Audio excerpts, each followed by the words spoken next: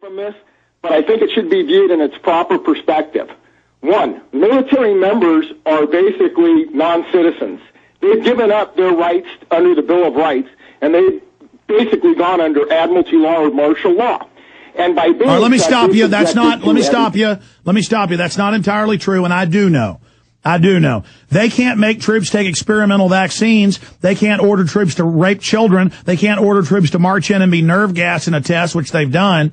So, I mean, to tell somebody we want to know at your private home or off base what guns you own, I mean, you're really saying that they don't have any rights. If I have a car that I use to drive, and in that state has an insurance law, the commander can have a safety briefing, which every one of them does every weekend before the soldiers take off to go get drunk and do whatever they do.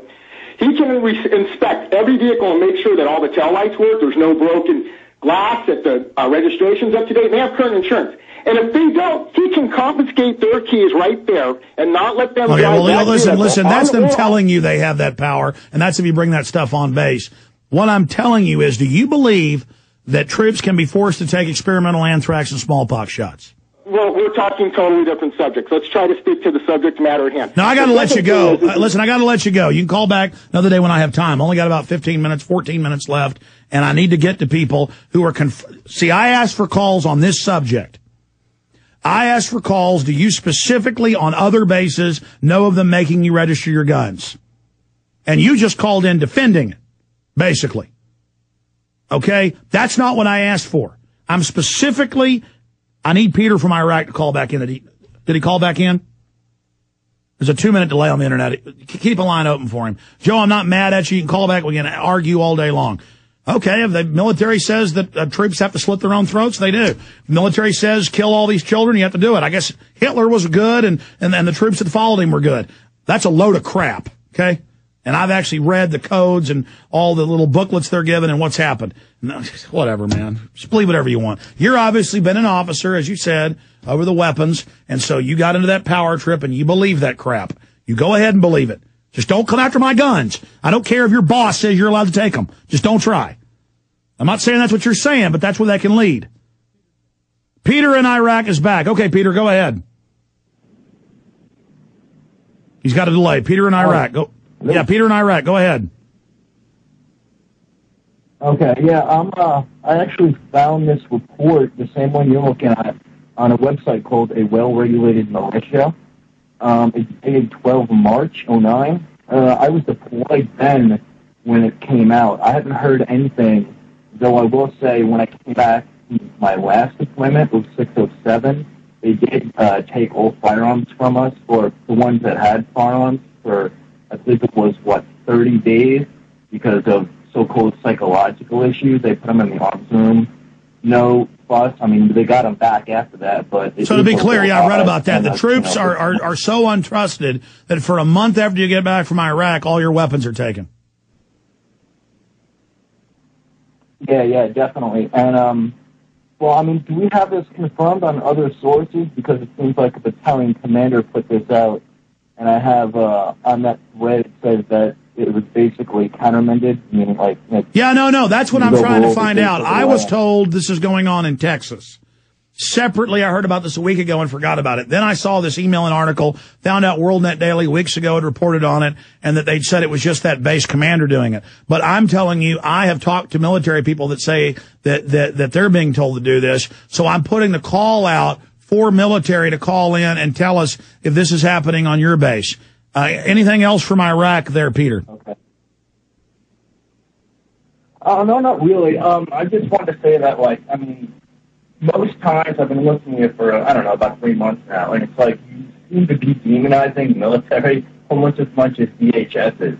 I mean, it seems like most times I hear you kind of refer to us almost as the jackbooted thugs, when in all reality, I mean, as Stuart Rhodes has said multiple times, we're the ones who have sworn an oath to defend the Constitution. And look, you're totally missing what I'm saying. Listen, sir, you're totally missing it. You know the biggest Army recruiting stations are in the Czech Republic, they're in the Philippines, they're in Ukraine, they're in Mexico City. That's New York Times. Biggest recruiting stations are outside the U.S. It's wrong to be turning our military into foreigners. I'm against that. Not against the military. I'm against that. I am against the military training to take on the American people, and I've been to the drills. I've witnessed it. Northcom's announcing they're going to occupy the U.S. And I've had former JAG generals on saying it's unconstitutional and wrong.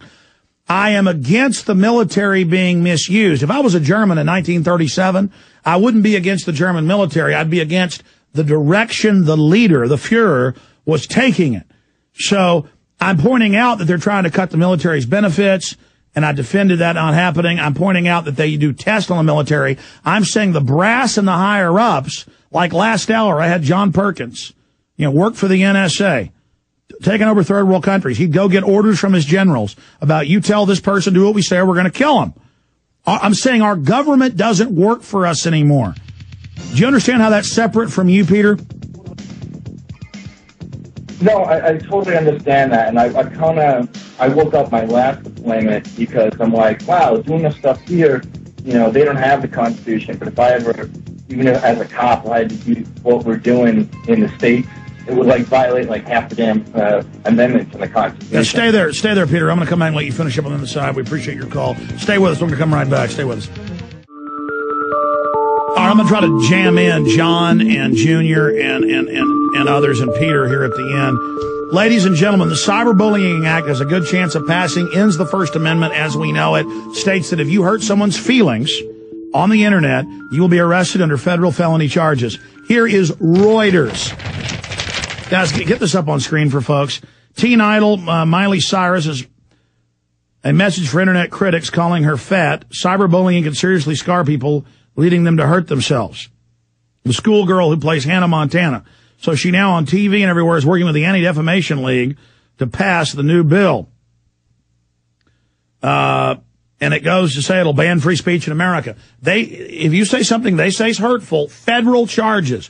I mean, they're not even trying the hate crimes bill now. This is where what you say you get arrested. I'm not joking. And I'm saying that when the American people refuse to go to prison for their free speech, they're going to send the military out. And then there's going to be a war. So no, I'm not against the redcoats. See, we're like, 1775, we're still English citizens here. But we're saying, don't do it. Don't do it, redcoats. And if the redcoats do it, oh, God help me. I don't know how to explain it to people.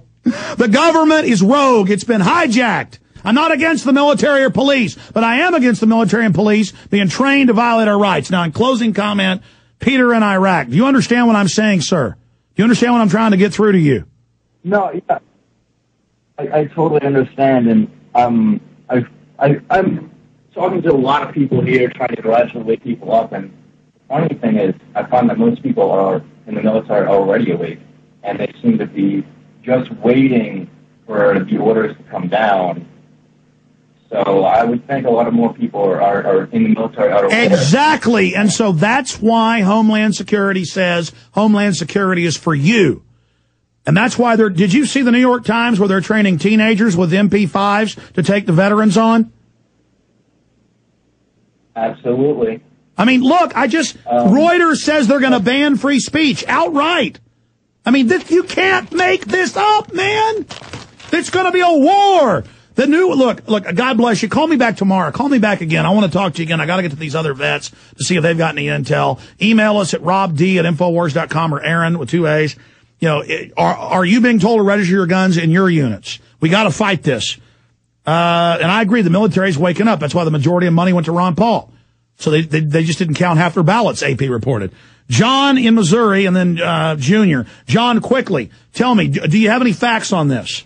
No facts on it, but I just finished a contract with the U.S. courts here in Kansas City, and I have to say there's a lot of good people in the federal agencies and the police force, and I'm sure I'm an old vet. I'm 53. I'm a Vietnam-era veteran. All the veterans that I know of, they will stand tall, and they will do the right thing.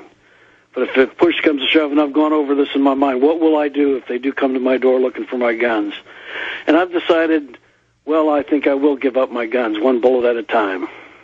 God bless you. Call me back tomorrow. I hate having these great people call in and cutting them short to get to everybody. Again, I don't want to fight with the military and police. I want you to have great lives. I'm sure you're great to go bass fishing with or deer hunting. Just leave me and my family alone.